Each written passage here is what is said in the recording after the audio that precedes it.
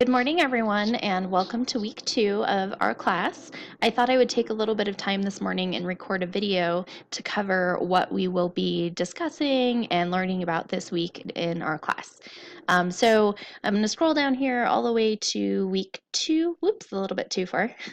And you can see this week we're going to talk a little bit about how and why we analyze literature. So we're going to get into a little bit more of literary analysis, and we're going to be looking at myths, fables, fairy tales, and folklore.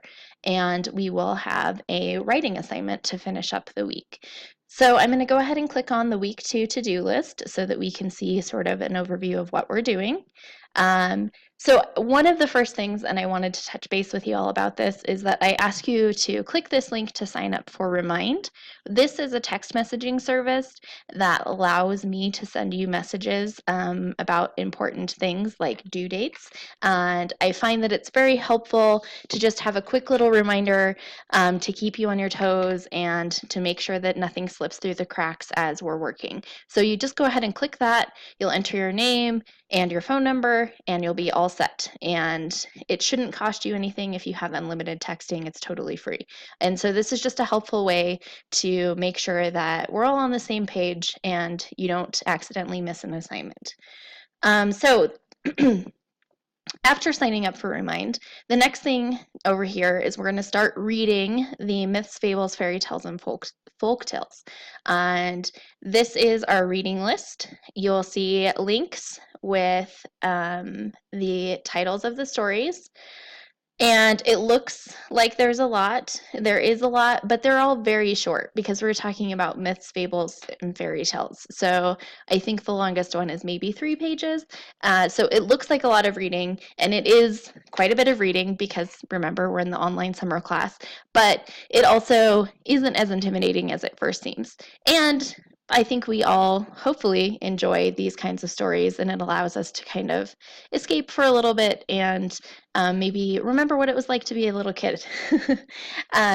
So you'll see here the link. These are the stories that I ask you to read with the page numbers. This one, you're just reading one story. If you're reading a couple of stories, I've put the titles of the stories and then the link. And if you have any problems with these links, please let me know as soon as possible so that I can make sure we all have access to the materials. This is you don't have to buy a textbook, which is great. I'm really happy that you don't have to spend a whole bunch of money on a text, but sometimes we run into things like broken links and stuff like that. So if you have any problems with any of these links, just let me know and I will get it fixed as soon as I can. So you're going to get started with reading the week 2, the myths, fables, fairy tales, and folk tales reading list. I don't expect that you'll be able to finish it all in one day. There are a couple of discussion posts, which, remember, your initial discussion posts are due by Wednesdays at 11:59 p.m. So there's one here, myths, fables, folk tales, and literature. And there's another theme, what is it, I don't know, discussion post. And you can work on those starting today if you would like. They're due by Wednesday. That way you have plenty of time to read through the materials before you have to write the post about it. There's also a little bit of information about how to analyze, which is an important thing that you'll be practicing this week. A little bit of video about theme, some more reading about writing, and then here we have our first mini writing project number 1, which is the assignment sheet is on Moodle in week 2. And we'll see it right here, mini project writing 1 assignment sheet, and there's a sample mini writing project number 1 for you to read as well.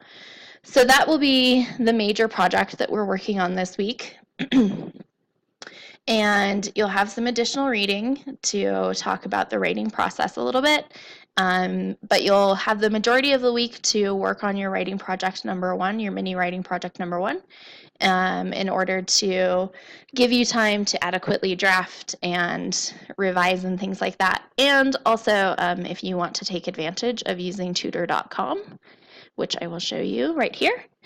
If you want to use tutor.com to get extra assistance with your help or have someone read over your paper before you submit it to me on Sunday, this is a great place to do that. So that's a little bit about what we're doing this week. It's a little less chaotic than last week. I appreciate everyone's toughing it out last week. I know that there was a bunch of different things and reading and getting used to the online format. So everyone is doing fantastic. And if you have any questions or problems with anything, please don't hesitate to let me know. And I'm here to help. And happy reading.